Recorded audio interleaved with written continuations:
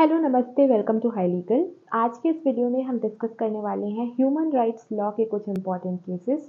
पहला केस है हमारा Olga Tellis versus Bombay municipal corporation. Video में आगे बढ़ने से पहले अगर आप किसी भी तरीके के लॉ रिलेटेड नोट्स चाहते हैं पीडीएफ फॉर्मेट में या फिर फिजिकल फॉर्मेट में, तो आप मेरा टेलीग्राम चैनल ज्वाइन कर सकते हैं और मेरा व्हाट्सएप ग्रुप ज्वाइन कर सकते हैं। इसका लिंक आपको डिस्क्रिप्शन बॉक्स में और कमेंट बॉक्स में मिल जाएगा। Let's get start. तो आज का हमारा केस है ओल्गा टेलिस जो कि थी plaintiff versus Bombay municipal corporation जो कि थे डिफेंडेंट। 1985 का केस है। समझते हैं इसके फैक्ट्स क्या थे। तो देखिए होता क्या है, 1985 में स्टेट ऑफ महाराष्ट्र ने कोशिश करती है।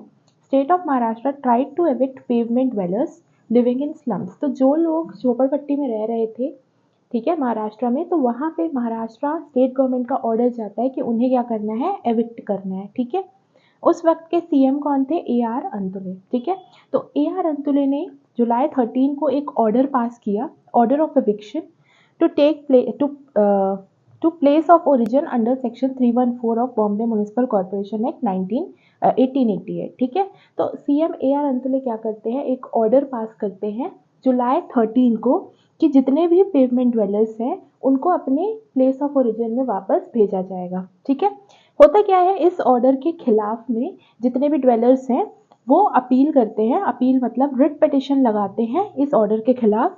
Writ petition against order in Bombay high court. कहाँ पिटिशन लगाते हैं? बॉम्बे हाई कोर्ट पे लगाते हैं। ठीक है, किस रिलीफ की? इंजंक्शन की। ठीक है, होता क्या है कि हाई कोर्ट इनको इंजंक्शन ग्रांट कर देती है और स्लम्स जो है वो डिमोलिश नहीं होंगे अक्टूबर 15 तक। ठीक है, तो ये ऑर्डर आ जाता है हाई कोर्ट का कि अक्टूबर 15 तक कोई भी स्लम्स को डिमोलिश नहीं किया जाएगा। लेकिन जो पेटिशनर्स हैं उनको ज़बरदस्ती डिपोर्ट कर दिया जाता है स्टेट बसेस के द्वारा, स्टेट गवर्नमेंट के द्वारा। कब? ऑन 23 जुलाई। ठीक है, यानी कि इंजंक्शन ऑर्डर को फॉलो नहीं किया गया।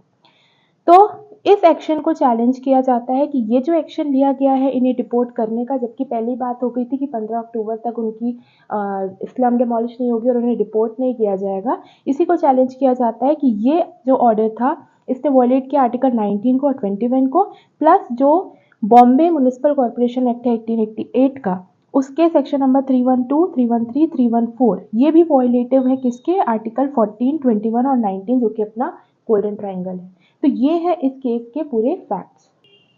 तो फैक्ट समझने के बाद इसमें इश्यूज क्या क्या इन्वॉल्व थे। पहला इशू था question of स्टॉपिल against fundamental right और वेवर ऑफ फंडामेंटल राइट।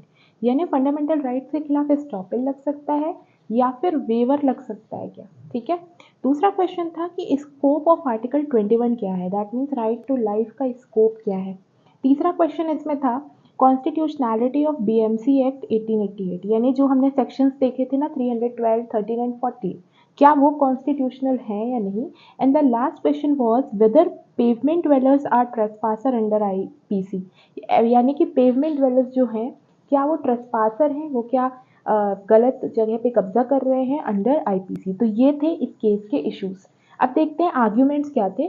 तो आर्ग्यूमेंट्स ऑफ पेटिशनर यहाँ पे क्या था कि right to life means right to means of subsistence. ठीक है, यानी राइट टू लाइफ में सब्सिस्टेंस का मीन्स यानी जीवन यापन करने का मीन्स भी इंक्लूडेड है। Deprived of livelihood if expelled, अगर पेवमेंट ड्वेलर्स को, जो स्लम्स में रह रहे हैं, उनको हटा दिया जाएगा, उनकी स्लम्स को हटा दिया जाएगा, उन्हें वहाँ से हटा दिया जाएगा, तो ये क्या होगा, उनकी लाइवलीहुड से उन्हें हटाना होगा जो कि राइट टू लाइफ में इंक्लूडेड होगा। बिकॉज इनका ये आर्ग्यूमेंट है कि राइट टू लाइफ में राइट टू सब्सिस्टेंस या लाइवलीहुड भी इंक्लूडेड है। ठीक है, देन आर्ग्यूमेंट्स ऑफ रिस्पोंडेंट क्या था। यहाँ पे डिफेंस काउंसिल ने कहा था, DC stands for defence council, he stated that residents admitted they did not claim basic right to install cabins. ठीक है, इन्होंने कहा कि जो वहाँ के पेवमेंट ड्वेलर्स थे उन्होंने ये चीज़ क्लियर की थी कि शेड्यूल्ड डेट के बाद में वो डिमोलिशन को अपोज नहीं करेंगे और कोई भी केबिन्स इंस्टॉल नहीं करेंगे क्योंकि ये उनका राइट नहीं है। ठीक है, तो ये किसके आर्ग्यूमेंट्स थे? आपके रिस्पोंडेंट की। ठीक है, और ये चीज़ बोली गई थी, जो हमने देखा था 15 अक्टूबर की डेट दी गई थी इंजंक्शन ऑर्डर में, यहाँ पे उसकी बात हो रही है कि उसके उसके बाद वो डिमोलिशन को अपोज नहीं करेंगे, ये चीज़ कही गई रिस्पोंडेंट की तरफ से। ठीक है, तो ये थे आर्ग्यूमेंट्स। अब देखते हैं जजमेंट क्या हुआ। जजमेंट क्या होता है इस केस में, देखिए सबसे पहले कोर्ट ने इसमें बोला that there can be no renunciation of fundamental right, no one can trade the freedom, no stoppage and no waiver. ठीक है, कोर्ट ने बोला कि रिनंसिएशन ऑफ फंडामेंटल राइट्स नहीं हो सकता है। ठीक है, रिनंसिएशन का मतलब होता है त्याग, आप अपने फंडामेंटल राइट्स को त्याग नहीं सकते, छोड़ नहीं सकते हैं।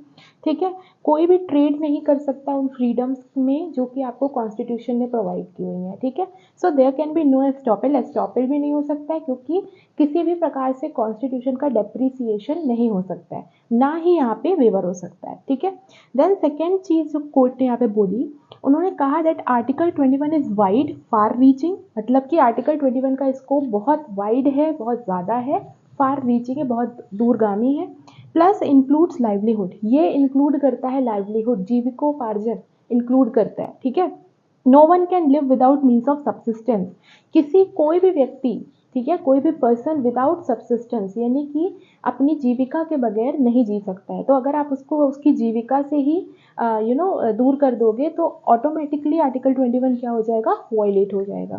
Then article 21 is not absolute eviction okay if as per procedure establish by law. ठीक है, ये गेम चेंजिंग पॉइंट था।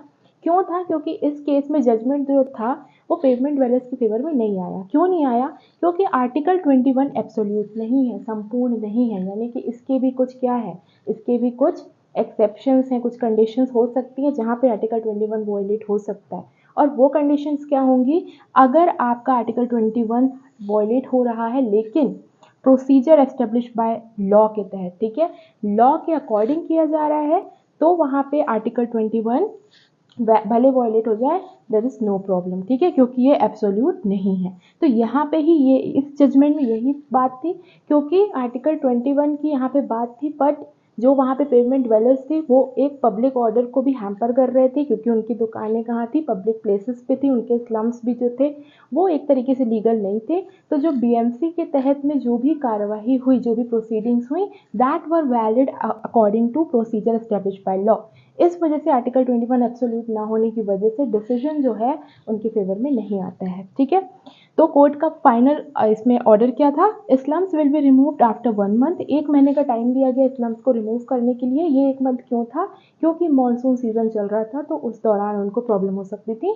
तो कोर्ट ने 1 महीने तक उनको डिमोलिशन से बचाया and after 1 month end of monsoon के बाद उनके स्लम्स को हटाने का ऑर्डर दिया। ठीक है, यही कारण है कि ये जजमेंट क्रिटिसाइज भी होता है। क्यों होता है, क्योंकि एविक्शन के बाद में पेवमेंट ड्वेलर्स को, स्लम्स में रहने वालों को कोई भी रीसेटलमेंट का फ़ायदा नहीं दिया गया, बेनिफिट नहीं दिया गया। तो ये एक पॉइंट था, क्योंकि इतना वास्ट एविक्शन हुआ था लेकिन यहाँ पे कोई भी रीसेटलमेंट का पॉइंट नहीं था। ठीक है, तो ये था हमारा पहला केस, हमारा case Olga Tellis versus Bombay municipal corporation.